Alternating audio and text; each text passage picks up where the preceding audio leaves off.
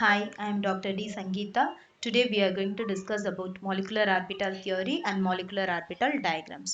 மூலக்கூறு ஆர்பிட்டால் கொள்கை மற்றும் மூலக்கூறு ஆர்பிட்டால் வரைபடத்தை பற்றி தான் இன்னைக்கு நம்ம பார்க்க போகிறோம்.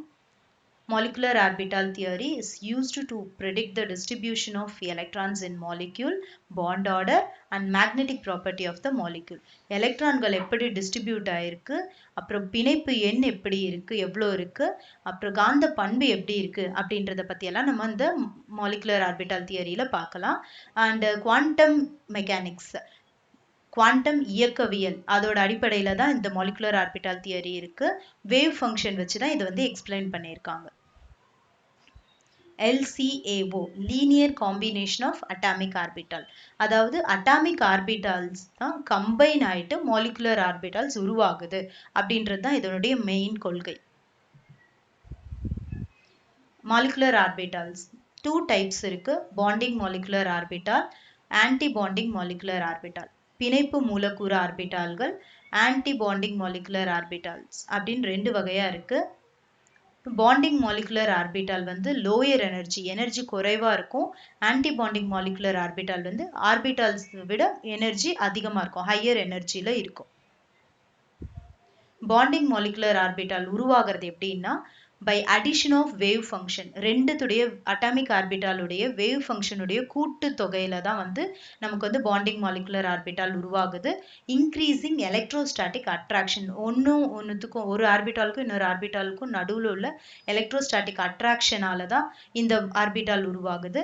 ஆன்டி பாண்டிங் மாலிகுலர் ஆர்பிட்டால் உருவாகிறது வந்து சப்ராக்டிங் வேவ் ஃபங்க்ஷன், ரெண்டுத்தோட வேவ் ஃபங்க்ஷனோட கழித்தல்ல தான் வந்து அட்டாமிக் ஆன்டிபாண்டிங் மாலிகுலர் ஆர்பிட்டால் உருவாகுது. இன்க்ரீசிங் எலக்ட்ரோஸ்டாட்டிக் ரிப்பல்ஷன், ஒன்று வந்து எதிர்க்கிற வினை தான் இதில் அதிகமாக இருக்கும். இன்னொரு வகையான பாண்ட் வந்து நான் பாண்டிங் மாலிகுலர் ஆர்பிட்டால். இது வந்து அட்ராக்ஷனும் இல்லாமல் ரிப்பல்ஷனும் இருக்காது. அந்த ஆர்பிட்டாலில் எனர்ஜி வந்து ஆற்றல் சேமாக இருக்கும். அட்டாமிக் ஆர்பிட்டாலுக்கு என்ன ஆற்றல் இருக்குதோ அதே ஆற்றலில் தான் இருக்கும். வேற எந்த ஒரு விளைவுமே இதில் இருக்காது. பாண்டிங்கில் எந்த விளைவுமே இருக்காது. இந்த மாதிரி வகையான பாண்டிங்கை வந்து நம்ம நான் பாண்டிங் மாலிகுலர் ஆர்பிட்டால் அப்படின்னு சொல்லுவோம். பாண்ட் ஆர்டர், பிணைப்பு எண், இது எப்படி கண்டுபிடிக்கலாம் அப்படின்னு பார்த்தீங்கன்னா, ஒரு சின்ன formula, number of electrons in bonding molecular orbital minus number of electrons in anti bonding molecular orbital divided by 2. So எத்தனை எலக்ட்ரான்கள் பாண்டிங் ஆர்பிட்டாலில் இருக்கோ, எத்தனை எலக்ட்ரான்கள் ஆன்டி பாண்டிங் ஆர்பிட்டாலில் இருக்கோ, இது ரெண்டுத்தோடைய வித்தியாசத்தை கண்டுபிடிச்சு ரெண்டால வகுத்தோம்னா நமக்கு வந்து பாண்ட் ஆர்டர் கிடைச்சிரும். ஸோ பாண்ட் ஆர்டர்ன்றது எத்தனை நம்பர் ஆஃப் பாண்ட்ஸ் இருக்கு, பிணைப்பு எண் எத்தனை, பிணைப்பு எண்ணிக்கை எத்தனை அப்படின்றத கண்டுபிடிக்கிறதுக்கு உதவுது. அடுத்தது மேக்னெட்டிக் ப்ராப்பர்ட்டி, காந்த பண்பு. காந்த பண்புல வந்து டயாகாந்த தன்மையா இருக்கலாம் அல்லது பாராகாந்த தன்மையா இருக்கலாம். தனி எலக்ட்ரான்கள் இல்லாம இருந்ததுன்னா அதை வந்து டயாகாந்த தன்மை கொண்டது அப்படின்னு சொல்லுவோம். நோ அன்பேர்டு எலக்ட்ரான்ஸ் அப்படி இருந்ததுன்னா டயாகாந்த தன்மை உள்ளது. அன்பேர்டு எலக்ட்ரான், தனித்த எலக்ட்ரான்கள் இருந்ததுன்னா அப்போ அது பாராகாந்த தன்மை அதில் இருக்கு அப்படின்னு நம்ம வந்து கண்டுபிடிக்கலாம். ஸோ ஒரு மாலிக்யூல் எடுத்துக்கிட்டோம்னா மூலக்கூறுல காந்தத்தன்மையை கண்டுபிடிக்கலாம், பாண்ட் ஆர்டரை கண்டுபிடிக்கலாம், எலக்ட்ரான் எப்படி டிஸ்ட்ரிபியூட் ஆயிருக்கு, எப்படி வந்து பிரிஞ்சு எங்கெங்க எந்த எலக்ட்ரான்ஸ் வந்து அமைஞ்சிருக்கு அப்படின்றத நம்ம இந்த கொள்கை மூலயமா கண்டுபிடிச்சுக்கலாம். வாங்க எனர்ஜி லெவல் டயக்ராம்ஸ் பற்றி இப்போ பார்க்கலாம். Molecular orbital diagram of hydrogen molecule, hydrogen மூலக்கூறினுடைய மூலக்கூறு ஆர்பிட்டால் வரைபடம். இது வந்து ஹைட்ரஜன் ஆட்டம், ரெண்டு ஹைட்ரஜன் ஆட்டம், ஒரு ஹைட்ரஜன் ஆட்டம்ல ஒரே ஒரு எலக்ட்ரான் 1s 1 தான் இருக்கும். ஸோ 1sல ஒரு எலக்ட்ரானும் இன்னொரு ஹைட்ரஜன்ல 1sல இன்னொரு எலக்ட்ரானும் இருக்கு. ஸோ ரெண்டு எலக்ட்ரானும் ஒன்னோட ஒன்று கம்பைன் ஆகும்போது மூலக்கூறு ஆர்பிட்டால் உருவாகுது. Sigma 1s sigma star 1s அப்படின்னு ரெண்டு ஆர்பிட்டால் உருவாகுது, மூலக்கூறு ஆர்பிட்டால்கள். ரெண்டு ஆர்பிட்டால்கள்ல லோயர் இதில் இருக்கிறது வந்து பாண்டிங் மாலிகுலர் ஆர்பிட்டால்னு சொல்கிறோம், அதை வந்து சிக்மா 1sன்னு சொல்கிறோம். ஹையரில் இருக்கிறது ஆன்டி பாண்டிங் மாலிகுலர் ஆர்பிட்டால்னு சொல்கிறோம், அதை ஸ்டார்ன்ற மாதிரி ஒரு குறியீடு இருந்ததுன்னா அது வந்து ஆன்டி பாண்டிங்னு அர்த்தம். இப்போ பார்த்தீங்கன்னா ரெண்டு எலக்ட்ரான் இருக்கு, ரெண்டும் கம்பைன் ஆகும்போது லோயர் எனர்ஜி ஃபில் ஆன பிறகு தான் ஹையர் எனர்ஜிக்கு போகும். அப்போ ரெண்டு எலக்ட்ரானும் வந்து சிக்மா 1sல ஃபில் ஆயிடுச்சு. So number of electrons in bonding molecular orbital is equal to 2. இப்போ number of electrons in anti bonding molecular orbital ஒன்றுமே கிடையாது, 0. ஸோ அப்போ பாண்ட் ஆர்டர் என்னது? 2 - 0 divided by 2 is equal to 1. அப்படின்னா ஹைட்ரஜனும் ஒரே ஒரு பிணைப்பு, ஒரே ஒரு பாண்டால இணைஞ்சிருக்கு. ஒரே ஒரு சிக்மா பாண்டால ஹைட்ரஜன் மூலக்கூறு இணைஞ்சிருக்கு. H நடுவில் வந்து ஒரு பாண்டு தான் நம்ம போடுவோம். ஓகேவா? ஸோ இதுதான் வந்து ஹைட்ரஜன் மாலிக்யூலினுடைய மாலிகுலர் ஆர்பிட்டால் டயக்ராம். இதோட காந்தத்தன்மை பார்த்தீங்கன்னா மேக்னெட்டிக் ப்ராப்பர்ட்டி டயா காந்தத்தன்மை கொண்டது. ஏன்னா இதுல வந்து எங்கேயுமே மாலிகுலர் ஆர்பிட்டால தனித்த எலக்ட்ரான்கள் கிடையாது, ரெண்டே எலக்ட்ரானும் ஜோடி எலக்ட்ரானா தான் இருக்கு. அப்ப இதோட காந்தத்தன்மை டயா காந்தத்தன்மையா இருக்கு. Next molecular orbital diagram of helium molecule. So helium மூலக்கூறு இருந்ததுன்னா அதோட மாலிகுலர் ஆர்பிட்டால் வரைபடம் எப்படி இருக்கும் அப்படின்றது தான் இப்போ நம்ம பார்க்க போகிறோம். இதில் வந்து ஹீலியமில் 2 எலக்ட்ரான் இருக்கு, 1s2. So atomic orbital of ஒரு ஹீலியம் வந்து 2 எலக்ட்ரான் போட்டிருக்கோம். இந்த பக்கம் இன்னொரு atomic orbital of helium 2 electron போட்டிருக்கோம். ஸோ டோட்டலாக 4 எலக்ட்ரான், 4 எலக்ட்ரான் இருக்கு. 4ம் கம்பைன் ஆகும்போது மாலிகுலர் ஆர்பிட்டாலில் கம்பைன் ஆகும்போது டோட்டலாக 4 எலக்ட்ரான்ஸ் 2 எலக்ட்ரான் சிக்மா 1sலையும் 2 எலக்ட்ரான் சிக்மா ஸ்டார் 1sலையும் ஆன்டி பாண்டிங் ஆர்பிட்டால்லையும் ஃபில் ஆகுது. ஒவ்வொரு எலக்ட்ரான் பாண்டிங் மாலிகுலர் ஆர்பிட்டாலில் ஃபில் ஆகும்போது அந்த மூலக்கூறை வந்து நிலைப்புத்தன்மை அதிகரிக்கும். ஆன்டி பாண்டிங்ல ஒவ்வொரு எலக்ட்ரான் ஆட் ஆகும் போதும் நிலைப்புத்தன்மையை குறைக்கும். It destabilize the molecule. And பாண்டிங்ல வரும்போது stabilize the molecule. Number of electrons in anti bonding இந்த இடத்துல 2 இருக்கு, 2. Number of electrons in anti bonding molecular orbital 2 இருக்கு. ஸோ பாண்ட் ஆர்டர் கால்குலேட் பண்ணும்போது 2 - 2 divided by 2 is equal to 0. அப்படின்னா என்ன அர்த்தம்? ஹீலியம்க்கும் நடுவில் ஒரு பாண்டு ஃபார்ம் ஆக முடியாது, பாண்ட் எதுவுமே இருக்காது, ஹீலியம் மூலக்கூறு உருவாக முடியாது. சரியா? Hence helium molecule does not exist. Helium மூலக்கூறு உருவாகவே முடியாது. ஹீலியம் வந்து எப்பவுமே எப்படி இருக்கும்? தனித்த ஆட்டமா தான் இருக்கும், மோனோ அட்டாமிக்.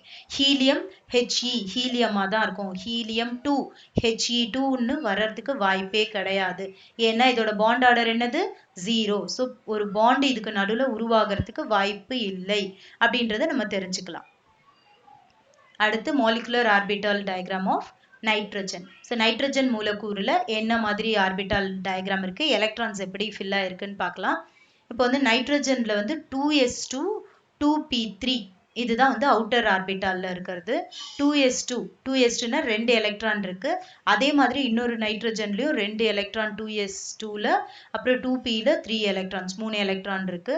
ஸோ மொத்தமா இது வந்து மாலிகுலர் ஆர்பிட்டால்ல கம்பைன் ஆகும்போது இங்க வந்து சிக்மா 2sல 2 எலக்ட்ரானும் சிக்மா ஸ்டார் 2sல 2 எலக்ட்ரானும் ஃபில் ஆயிருக்கு. அதுக்கு அடுத்தது p ஆர்பிட்டால்ல பார்த்தீங்கன்னா 3 6 எலக்ட்ரான், 6 எலக்ட்ரான்ஸ் இருக்கு. சிக்மா 2pxல வந்து 2 எலக்ட்ரானும், பை 2py, பை 2pz இதுல 4 எலக்ட்ரானும் ஃபில் ஆயிருக்கு. இதுதான் எலக்ட்ரான் அமைப்பு. இப்போ number of electrons in bonding molecular orbital எத்தனை இருக்குன்னு பார்த்தோம்னா 8. 2 வந்து சிக்மா 2sல, அதுக்கப்புறம் 6 வந்து sigma 2px, by 2py, by 2pz இதில் மொத்தமாக சேர்த்து 8 எலக்ட்ரான் இருக்கு. And number of electrons in anti bonding molecular ஆர்பிட்டாலில் எவ்வளோ இருக்குன்னு பார்த்தீங்கன்னா 2 electron. Sigma star 2s 2 electron மட்டும்தான் இருக்கு. ஸோ பாண்ட் ஆர்டர் கால்குலேட் பண்ணினோம்னா 8 - 2 divided by 2 is equal to 3. அப்படின்னா நைட்ரஜனோ எத்தனை பாண்டால பிணைஞ்சிருக்க முடியும்? 3 பாண்டால பிணைஞ்சிருக்க முடியும். ஒரு சிக்மா பாண்ட், 2 பை பாண்டால அது nitrogen n triple bond n அப்படின்னு வந்து நைட்ரஜன் மாலிக்யூல் இருக்கும் அப்படின்றத நம்ம கன்ஃபார்ம் பண்ணலாம். அப்புறம் மேக்னெட்டிக் ப்ராப்பர்ட்டி, காந்தத்தன்மை எப்படி இருக்கும் அப்படின்னு பார்த்தோம்னா டயா மேக்னெட்டிக்கா இருக்கும், டயா காந்தத்தன்மையா இருக்கும். ஏன்னா இதுல வந்து தனித்த எலக்ட்ரான்கள் மாலிகுலர் ஆர்பிட்டால்ல கிடையாது. மாலிகுலர் ஆர்பிட்டால்ல தனித்த எலக்ட்ரான்கள் இல்லாமல் எல்லாமே ஜோடி எலக்ட்ரான்களாக தான் இருக்கு, பேர்டு எலக்ட்ரான்ஸ் தான் இருக்கு. there is no unpaired electrons. அதனால அது வந்து என்னன்னு சொல்லுவோம், டயா மேக்னெட்டிக் தன்மை இருக்கு, டயா காந்தத்தன்மை இருக்குன்றத உறுதிப்படுத்தலாம். அதுக்கு அடுத்தது molecular orbital diagram of oxygen.